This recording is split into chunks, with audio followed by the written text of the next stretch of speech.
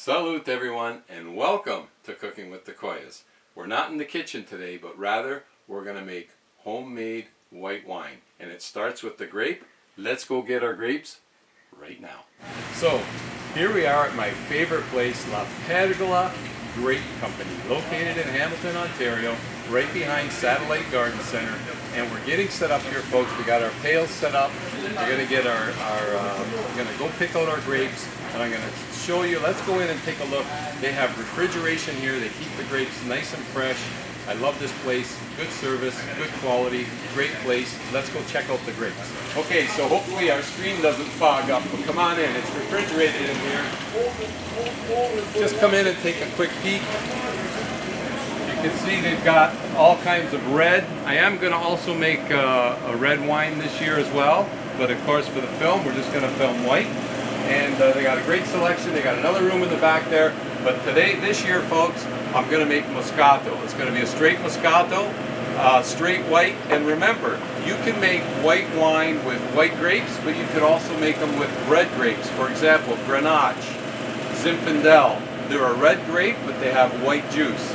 So if you use those, you could use those to make white as well. But this year, I'm just making Moscato, which is a green grape with white juice. Okay, first thing we got to do, let's go take a look at the grapes and we're going to de-stem. Okay, so here's the thing. Look at these beautiful grapes right here. Now, when you're making white wine, you do not want the grapes to ferment with the skins.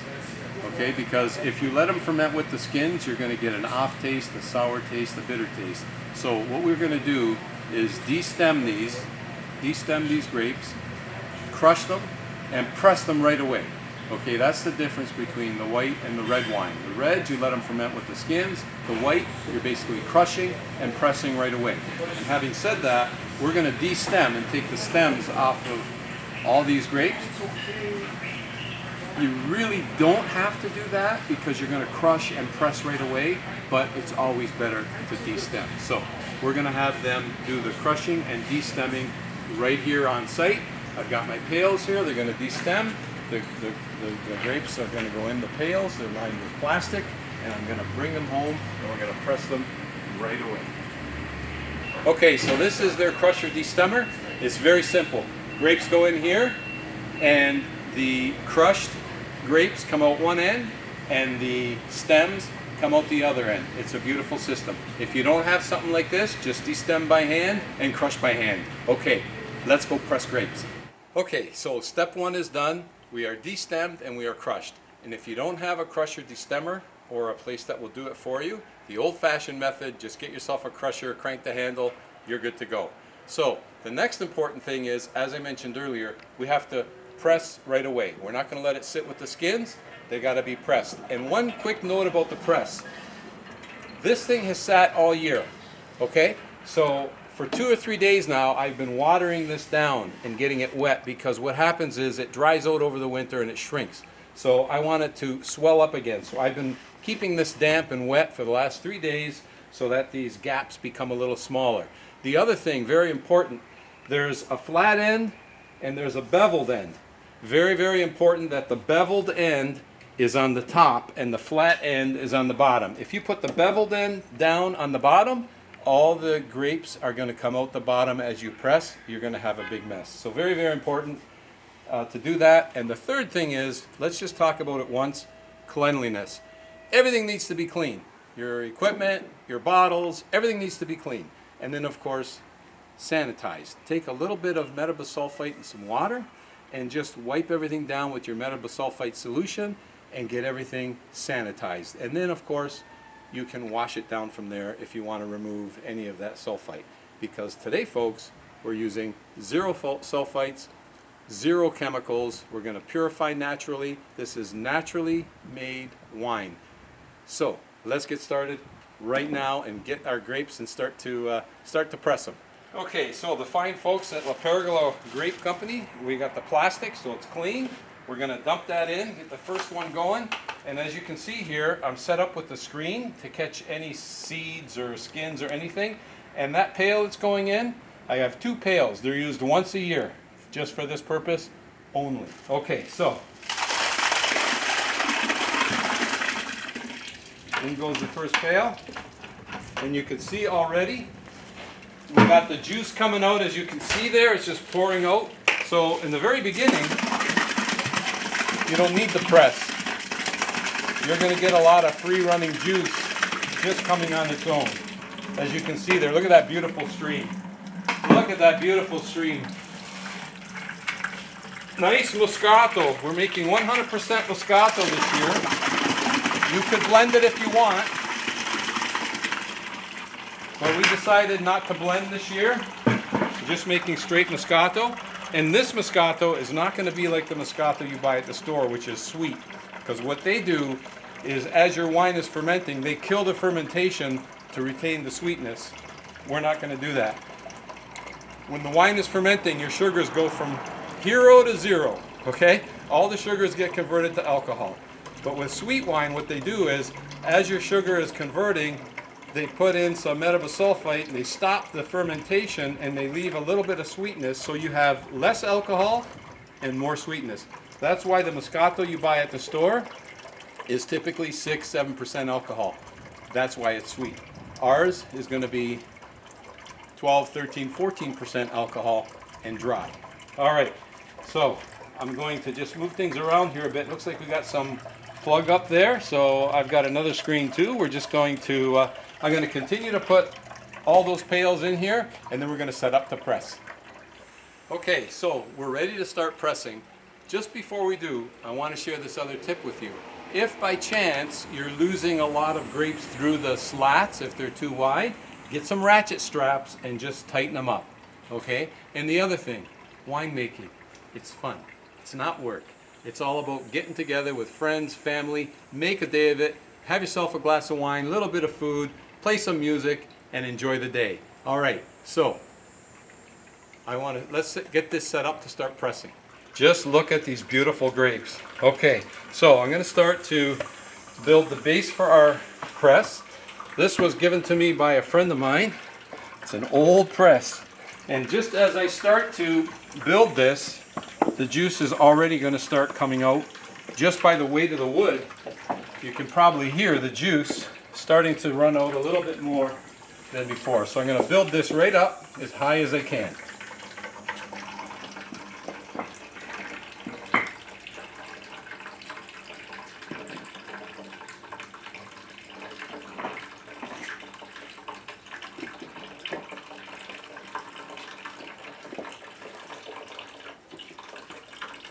Perfect.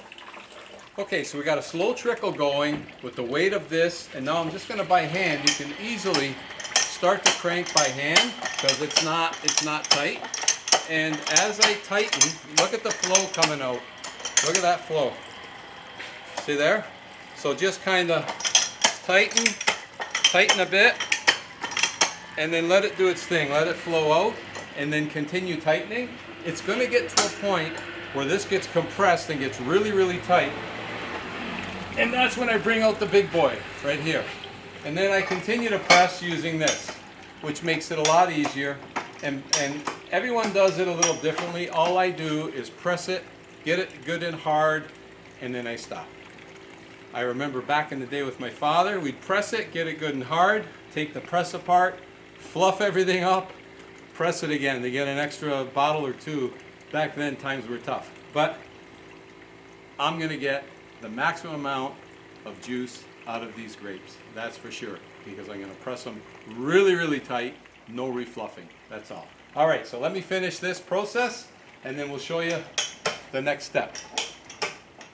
Okay, so we pressed all of our grapes, and look at this 55.5 barrel drum. We've almost filled it. There's just a little bit of room, which hopefully will be enough for fermentation. I hope it doesn't ferment over. If this was my red with the skins, I would have never done that. I would have kept it down here. But this, with the white wine, it should be okay. It should get all fizzy when it's fermenting, but it shouldn't ferment over, I hope. All right, so now, two things. I don't need to check this for sweetness. It's really sweet. I know it's going to be a good wine with good alcohol content. And like I said, when it ferments, it changes the sugar in the alcohol. So the more sugar, the sweeter the grapes, the higher the alcohol content. But just for the heck of it, and I normally don't do this, I do have a hydrometer, okay? I do have a hydrometer, so I could check the specific gravity of this particular juice, and we could see exactly how much sugars we do have, and as a result, what the alcohol content's going to be. So you put it in, give it a spin, and let's see what we have here. We have, I need my glasses. Okay, there's 20, what is that? That's 25 right there. So we have 23 and a half, almost 24. This is going to be almost 14% alcohol. Okay? Now, again, I don't do this because California grapes are always sweet and the sugar content is always up there. But anyhow, if you're interested, specific gravity reading, get yourself a hydrometer, and you could definitely do that. So now that we have everything crushed and pressed, it's real simple. We have two choices.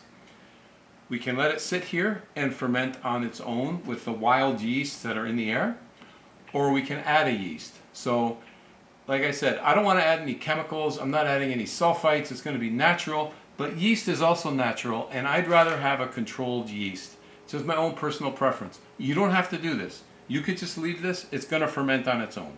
But I like to add yeast, and it's kind of funny. My ratio of yeast is 0.073 grams per pound.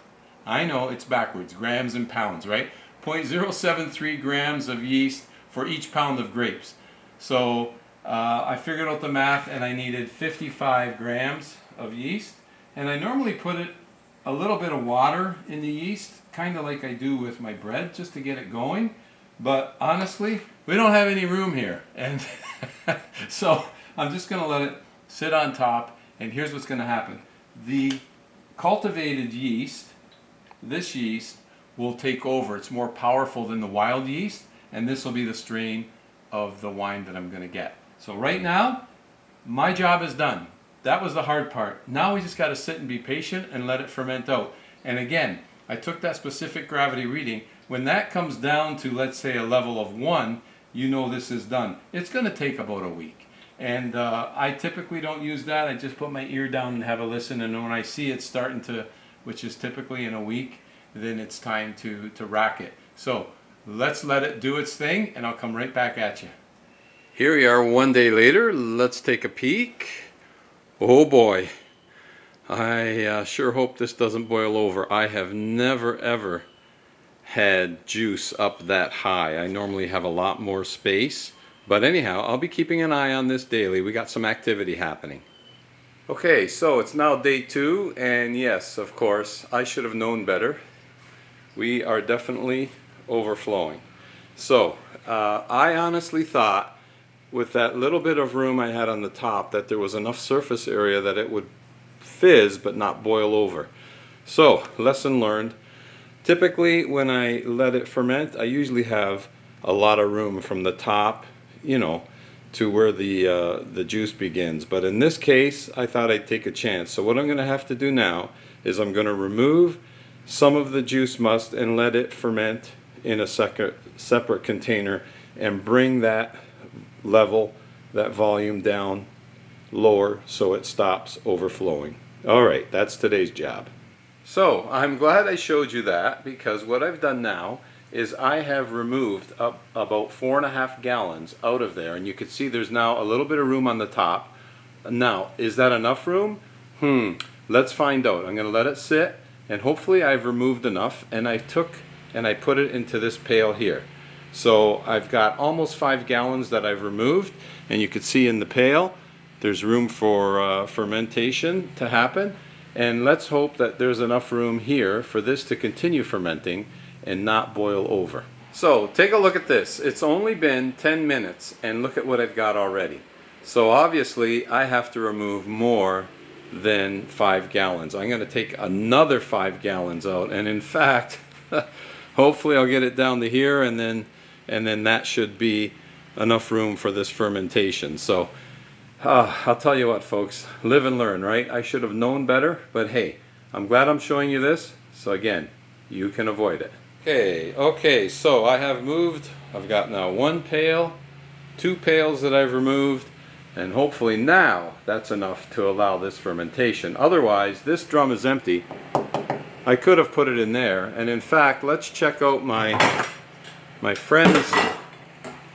He's got some Pinot Grigio going here, but as you can see, this one is only half full, so no risk of overflow here.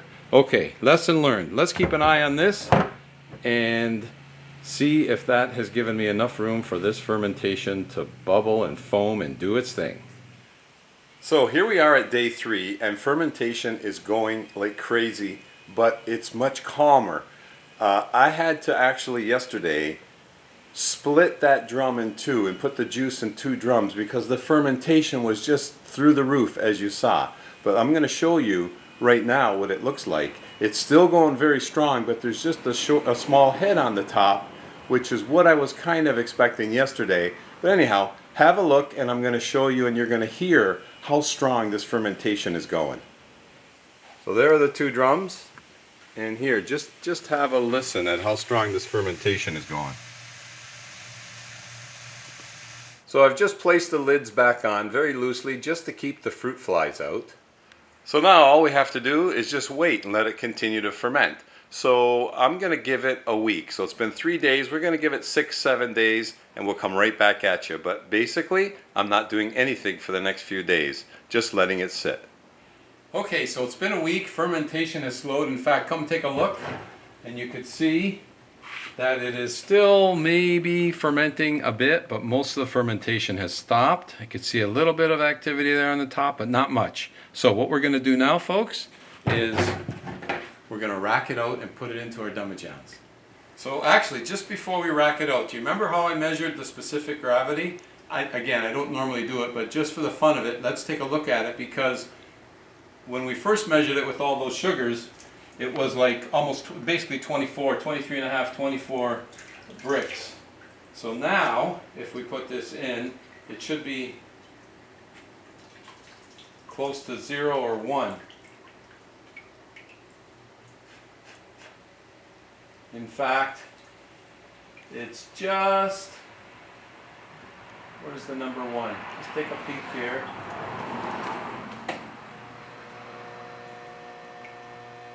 Yeah, so basically, it's sitting at just above 1, which means that, there's my 0 marker. Actually, no, you can't see it, but there's just one little line up there. That's the 0 line, okay? So there's the number 0 is right here. Number 0 is right here under my finger, and that line shows the 0. So it's sitting at just under 0, like probably 0.5, which means there's just a little bit more fermentation to happen, okay? But that's the difference. All that sugar that we saw from before has been converted to alcohol, and that's how you can tell when your fermentation is over if you want to do it instrumentally. I usually just wait a week and it's basically done. You can listen and you can tell. But if you want specific gravity, just measure. Once it gets to below 1, you know it's basically finished. All right, let's rack now. So to get our wine out, we're going to do it the old-fashioned way. We're just going to use gravity. Gravity is our friend. Going to put our hose in there. And then as I start to bring the juice up, I want to keep the air out of the hose. So watch how I lift the hose up.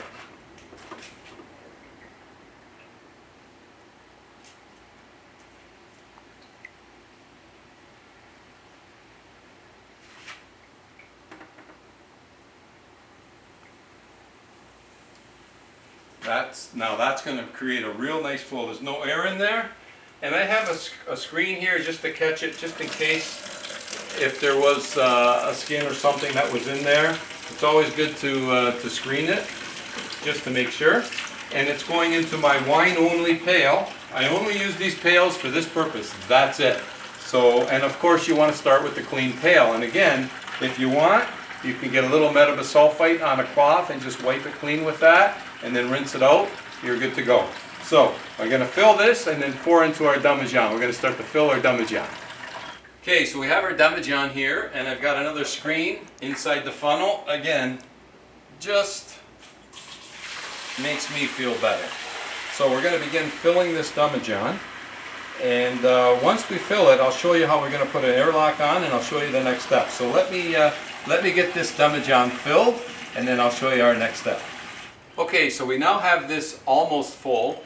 In fact, I'm going to fill it up to just about 2 to 3 inches from the top, which will still allow a little bit of room for fermentation, but we're not going to have that big overspill like we had earlier. Okay, so next thing that goes on is a cork with an airlock.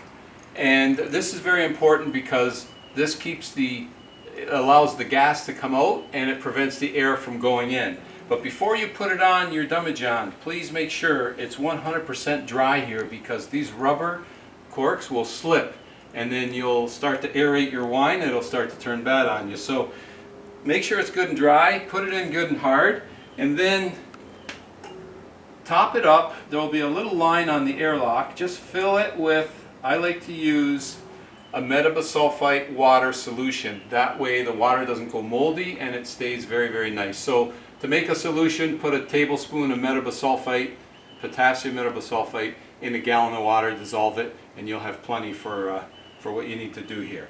Now, this needs to sit for 6 weeks, and I want to explain something. So we'll come back in 6 weeks and I'll show you the next step. But in the meanwhile, there is a secondary fermentation that happens, and that's called a malolactic fermentation. Now, this happens naturally, so don't worry about it. Typically, within 2 to 4 weeks after primary fermentation, the malolactic fermentation will happen. And what that does is that takes the harsh malic acid and converts it into a nice, smooth, palatable acid. Okay, so it's very important that that happens. And in order for that to happen, it likes a temperature of between 64 and 74 degrees Fahrenheit. So in that range. If it's too cold and it doesn't happen, then in the spring, as weather warms, it'll happen in the spring. But you definitely want it to happen, because if it doesn't happen at all, when you go to drink your wine, you'll taste a bit of like a tartness, and your wine might even be a little fizzy. That's because the malolactic fermentation didn't happen. So from this stage, it's going in my wine room. It'll be around 65 degrees Fahrenheit. It'll sit there and it should happen naturally. Now, if you're concerned about it, you can inoculate at the beginning. So when you start fermenting your wine, 2 days into your fermentation, after 2 days, you can add some malolactic freeze-dried bacteria that you could add, that will induce that malolactic fermentation if you're concerned about it. So that's another option. I'm going to be doing it the natural way. I know the wine room it's going in is going to be about 65, 66 degrees, so it should naturally occur. All right, so having said that, it's going to sit for 6 weeks, and we'll come right back at you. Oh, and actually I did want to mention one more thing about that secondary fermentation, that malolactic fermentation. If you use yeast, if you add yeast to your wine, as opposed to using the wild yeast, if you add the yeast to your wine, you're creating a better environment for the malolactic fermentation to occur, as opposed to if you just go with the wild yeast. Yes, it can still occur with the wild yeast, but I'm just saying, if you add your cultivated yeast, it is a better environment for it to occur. And the second thing I wanted to mention, don't worry about putting your wine level up to within 2-3 inches of the cork. The malolactic fermentation is very slow and very minor. It just will release a little bit of gas here and there, and that's why, another reason why you want that airlock. But again, don't worry about it fermenting over like we did about a week ago. Okay, it's just a very mild pop one here, pop one there, and that's it. And like I say, it usually takes 2 to 4 weeks to complete that secondary fermentation after your primary fermentation is done. So here we are some 6 weeks later, and it's time for our first racking. That 6 weeks has given the metabolic fermentation a chance to do its thing, and it's also settled our wine, and we now need to take the wine away from the heavy sediments that have now settled on the bottom. It's important to do that because we don't want to negatively influence the flavor of our wine. And you could see here the color of our white wine right here. It's kind of cloudy, and dark in color, but don't worry, that will clear up and lighten up over time. So in order to do the racking, I have a hose here, and I want you to see in particular this part right here. So with this cap on the bottom, it's solid here. So when I put this into the demijohn, it's going to actually suck from the top. It doesn't suck from the bottom. So that way we're not picking up any of that fermentation. All we're racking is the beautifully clean wine off the top. So we're going to get that in. And here's the other thing. So this was our yield. I got 2 demijohns and 1 demi. And a friend of mine who we split with, he has 1.5 as well. So basically we got a good yield. You need about 200 pounds of grapes to do one of these demijohns. Okay, so as you can see, I have the airlocks on. So what's going to happen, airlock comes off. I'm going to rack from this demijohn into this demijohn right here. And when I do that, because there's going to be sediment on the bottom, obviously it's not going to fill this demijohn. It's going to almost fill it. And then I will take some from here, top this up, and then move that into here. Now, of course, I'm going to have sediment on the bottom, and this demijohn will be even lower, which I'll have to use some from there to top up here. So you're always topping up, always topping up. And then with what I'm left with in this demi, I'll have to find another smaller demi, like this one, right? And I will go into this demijohn and try to fill it. If I can't fill this one, I'll have to go smaller. And the other thing I like to do, I mentioned this in the red wine video, when you're finishing your last racking and it's going into another container, if you can't fill that other container,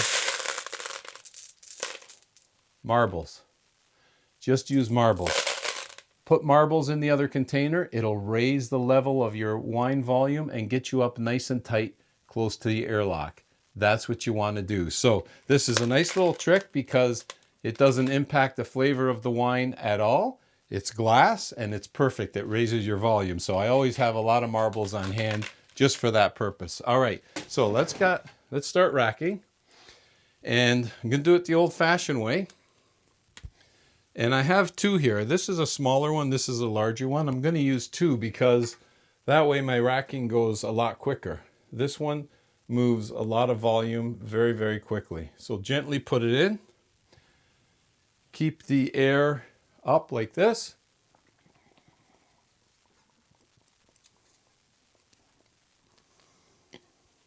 Okay, and now I can start my racking.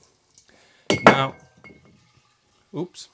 I also want to mention, white wine does not like aeration when it's being racked. So if you can avoid aerating it, it's better. You'll find if it gets too much aeration, when you go to bottle your wine eventually, it'll be more golden color. And that's okay too. It's no big deal.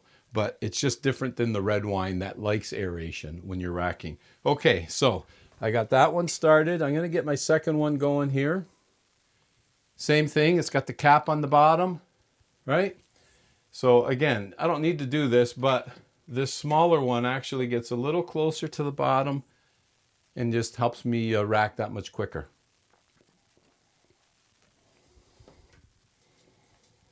Old school. There we go. Okay, let's get this filled. I'm going to continue. Let me rack all of these. I'm going to get them all racked, and we'll get to the next step.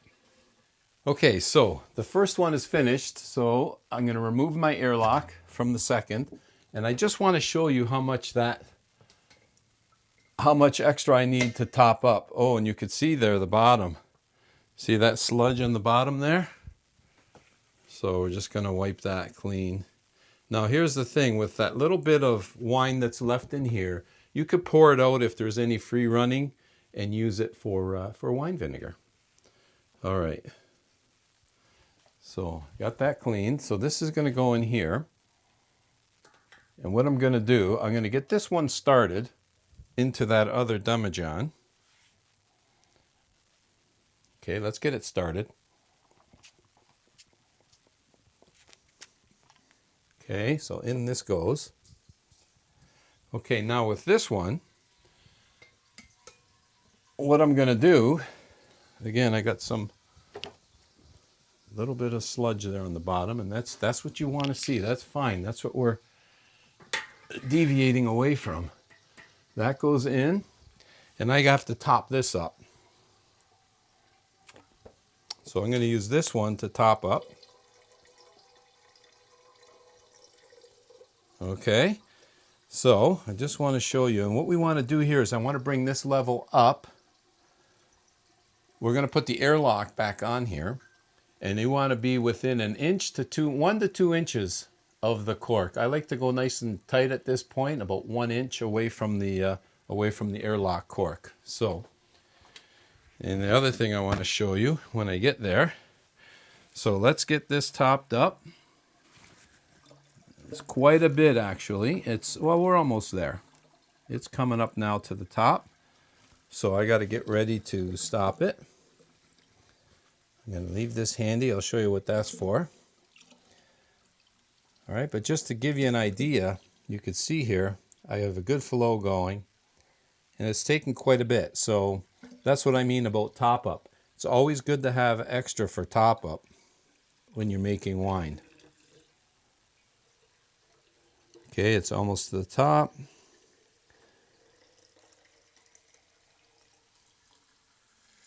And there we go. Let's let those suds settle a bit. See where my volume is, my level. And that looks pretty good. And yeah, I'm going to go right about there. That's great. Okay, now this can go in there. I'll finish filling that up. So, very important now when you do this, just make sure the inside of your demijohn is dry.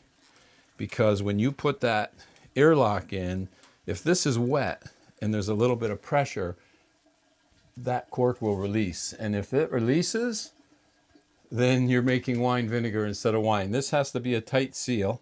And I just have a little label here to label what I've got, what I'm making. I could remove it. Let's put that in nice and tight. There we go.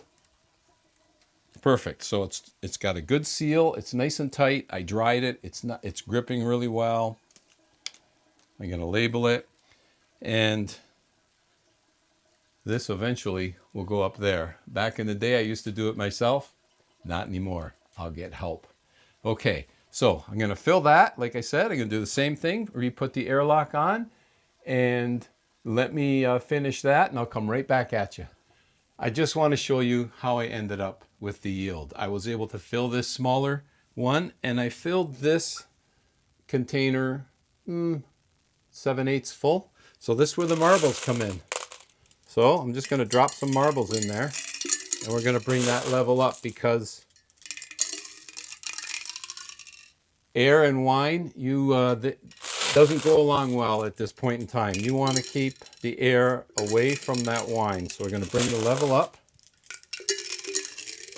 Again, right up to within 1 inch of the cork. I lost a couple marbles. Let me put this down. It's easier. I'm going to fill this. Almost there. This is one of the hardest parts, is having a variety of different size containers to be able to accommodate your wine. So there we go. That's nice and topped up. So again, let's take paper towel, wipe the top there, put our airlock in. Nice and snug. Okay, there we have it. Now let me show you the sludge that we got. All right, I want you to see this sludge and the heavy deposits. As you can see here, this demi, a lot of sediment on the edge here, which is gripping, but the bottom, you can see the bottom there, very, very thick. I'm going to actually, very, very thick. And that's what we are racking off. We don't want that. That's going to cause a negative flavor to our wine, and it's a lot of cloudiness. We don't want any of that. Okay, so next step. So the next stage is we now need to let these demijohns sit for another 4 to 5 months. So typically around the March time frame, we're going to do the exact same thing again. We're going to rack again and fill up to the smallest possible container, top up accordingly. So that is going to happen in March. Then what happens over the summer, be careful, watch your levels, because what happens is as the weather gets warmer, you know how I said we come within an inch of the cork? Well, as the weather gets warmer, the volume of the wine will start to rise, and you got to be careful that it doesn't arise and overflow into your airlocks. So during the summer, once a week or so, go down and just keep an eye on that level. And if you see it's getting too high, just remove the airlock, take a couple of teaspoons of wine out, and put the airlock right back on right away. So that's what you do in March. That's what happens over the course of the summer. And then, of course, by September, it's been a year, September, October, you can then bottle. And in fact, I'm going to show you the bottling. We're not going to wait a year because I have my wine, my white wine from last year. I made a Riesling, and we're going to bottle that. I'll show you how that's done. Bottling, the fun part. I reuse bottles, and you're going to want to make sure that your bottles are clean and sanitized.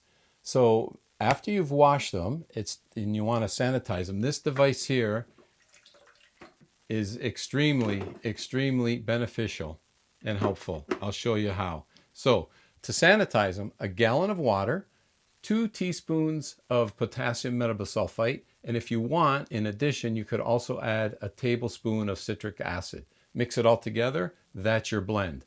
The beauty here now is you put your metabisulfite solution in here, in the bowl, put the bottle down, give it one shot, and it is now sanitized. That's it. And then with this beautiful rack, put it on the rack and let it drip dry. And then if you want, before you do that, if you want to get, because there'll still be a little bit of sulfite clinging to the bottle, just give it a quick rinse in hot water, put it in there. Now it's clean, it's sanitized, and there's 0 metabisulfite at all. All right, so a nice fancy, not really fancy, but let's say handy system for cleaning and sanitizing your bottles. Okay, now I have my corker here, a floor corker. You can get them that go on tabletop as well. I prefer the floor corker. But I want to show you my wine, my Riesling from last year. I ended up with 1 demijohn, 1/2 demi. You see this size is actually smaller than the other ones I was using. Okay, that's why it's very important to have multiple sizes. And as you can see, I even have a smaller size here, and that's topped up as well. I can't remember if there's any marbles in that one or not, but and here's the thing I want to mention. Even though it's all the same wine, the wine that's in this container, when I bottle it, will taste better than the wine in here. And this wine will taste better than this wine. Wine likes to age in bulk. It's always better. The bulkier, the better the taste. In fact, I will even go one step further. This is a 1 liter bottle. This is a 750 milliliter bottle. The wine that I bottle in this bottle will taste better than the wine, or will age better and taste better than the wine in this bottle. It's just bigger bulk. And in fact, if you have the larger bottles, like a 1.5 liters, something even bigger, this will age and taste even better. So the moral of the story is the bigger the container, the better the aging and the better the flavor. Okay, so now that we have that underway, what I'd like to show you, I'm going to show you 2 different ways to bottle. The way that I did it for many, many years, and it takes a long time, is a simple system. Same thing, hose with the nib on the bottom, as you can see there, so we're not sucking up any sediment. This wine has been from last year, so it's been patiently waiting from last year. It's gone through the same process that I mentioned. And again, no chemicals for clarifying. We're letting age and gravity do its thing. So at the end of the day, this wine will be pretty clear. but there still might over time be a little sediment in the bottom, but it'll be next to nothing. So this is an interesting little device, a bottler. Very, very simple, very not expensive. And it has a nib on the bottom here. Let's see if I can show you a little closer. So basically, it's pressure release. So when this gets filled with wine, this little valve, let's say, is in the down position and locked. As soon as I put it in the bottle and push that valve down, it releases the wine and the wine starts to fill. And what I'll do is I'll let it fill up to the bottom or up to the top. And as soon as it comes to the top of the bottle, I remove my little device, my bottling device, and the volume will drop just perfectly enough for me to put a cork in there. So it's a pretty neat system. Let me show you how it's done. And in fact, let's start by doing this small one first. Okay, so let's get a smaller bottle, a 750 ml. I'll put that down. Same process as we did before. That goes in. And let's get this started. Okay, and because we're bottling, whoop, I give a little wipe and my valve is leaking there. Let's get it in here and I'll just give it a little rinse and I get to do a taste test at the same time. So there you go. So as you can see, it's got a nice seal there. And as soon as I put it in the bottle, it starts to release. And my bottle starts to fill. And then I typically have, I'll get the next one. I typically have another bottle ready so that once this fills, I can move right over to the next bottle. So let me show you, let me get this filled. Hopefully you can see it getting filled. The level's there, it's coming up, coming up, and right to the top, and I stop it right there. And then I can put that in the next bottle. And this now is ready for corking. So, regarding corks, you can wash them and sanitize them the same way as the bottles, same solution with the corks. On these floor corkers, I like to put the bottle in first so that I can make sure that the hole is lined up properly, because if it's just ajar a little, your cork's not going to go in properly. But these are real easy. Just put it in, give a good push, lift up and out, corked. Looks like I broke a little piece of that cork. These are the two different kinds of corks. You can use the solid cork or the conglomerate cork. And in fact, I'm going to show you a little neat, interesting thing as soon as I fill this bottle. Let me get this one filled. Okay, that's done. But let me show you something neat. As I mentioned, this cork that I'm using is a conglomerate. So it's a bunch of little bits of cork that they've molded together to make a solid cork. The other cork you can buy is an actual solid cork where it's 100% solid. It's not pieced together. It's 100% solid cork. And the third way you could buy corks are a combination of conglomerate and solid. So what they'll do is they'll make a conglomerate cork, and then on the top, they'll put a solid cap on the top. So it's kind of a two-piece design. So those are three different kinds. Of course, the one I'm using, the conglomerate, is the least expensive. Okay, it's the most affordable, and it still does the job. So I find they work fine. And speaking of cork, when I was in Portugal, I went to a cork farm. And corks grow on cork trees, oak trees. And you can see here, this is a piece of the bark. So they remove the bark, and you could see here, that's the cork right there. And that's how they, and they still do a lot of this work by hand in Portugal. And they're the #1 producers of cork, I believe. And it's pretty neat. We use this to serve bread in at the dinner table. Okay, so that's what I wanted to share with you. Pretty neat to see.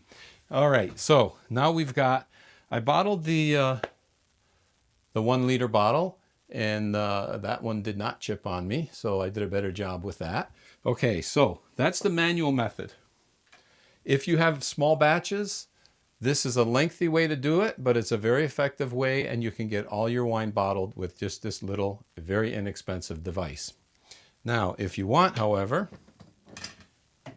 you can get a bottler, and this one does not need gravity because it has a pump. So let me show you how that works. So basically, we're going to turn it on. I took the, obviously, I took that little device off, and I just put this hose to the auto bottler. Turn that on. Bottle goes in. It's got to pressurize and come through the system. Comes through, and it'll typically stop on its own when it gets to the top. So we'll let it do its thing. Otherwise, you can just remove the bottle, and I'll show you, and it'll stop. It won't leak on you. So as this is filling, we'll just give it a second here. It's much quicker than the old manual method. So once it gets to, you know, right about there, it'll stop on its own, or you could just pull it away, and it stops, and it's ready for your next bottle. You get the next bottle, put it up. It's that easy. So this system is much faster, much easier, more convenient. And again, to bottle this or to cork it, any debris in there, I line that up. I get my cork, push down, and you've got a great seal. And with these corkers, you can adjust. There's a little nut here that you can adjust to get the cork up or down. As you can see, I could probably go down a little bit more, but that's not going to hurt any. Okay. Now, the next thing I want to mention regarding bottling. Once you've bottled all your wine, do not put it on its side right away. Let it stand vertically. I like to keep it for at least 4 days minimum. And that what happens is the cork now is able to, because we've compressed it, and if you put it on its side right away, you get up in the morning, you're going to find a bunch of them have leaked. You want it to be a perfect seal, so let that cork have time to go back to its natural state. Then after, you could even do it after 3 days, you can take your wine and then store your bottle this way, and it'll age very nicely. So that completes the process. We still have one thing to do. I need to taste my Riesling from last year. So let's give it a shot. Buon appetito. And salute. That, folks, is a very nice Riesling. And look how clear. You know, it's nice and clear. No chemicals, all natural. Just using nature and time to help clarify. And I've ended up with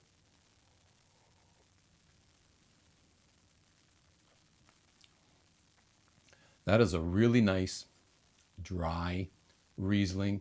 Great flavor. What a beautiful glass of wine that is. I'm anxious now to see how the Moscato comes out, because I absolutely love my Moscato. But folks, winemaking, what a fantastic hobby to do right at home. It doesn't have to be large scale. You can do small scale. Just keep in mind, everything ages better and tastes better in the larger containers. Keep that in mind when you're going through the winemaking process. But I'm just sampling now from this little container. This is excellent.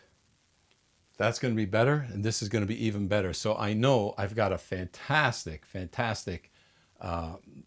wine here ahead of me to enjoy over the course of the year. But that's how simple it is to make your own wine at home. That's the whole process from start to finish. It's a fantastic hobby. It's an Italian, well, in my case, Italian tradition, growing up Italian, but all kinds of people make wine. It's a, let's just call it, it's a tradition. It's a tradition of winemaking, and let's keep the tradition going wherever you're from. Give winemaking a try. white wine, red wine. You can't go wrong. And in fact, if you haven't seen the red wine episode, I'll put a link in the description for you. You could check it out. Very, very similar process. Thanks again for spending time. I hope you've enjoyed this video. And until next time, buon appetito and salute.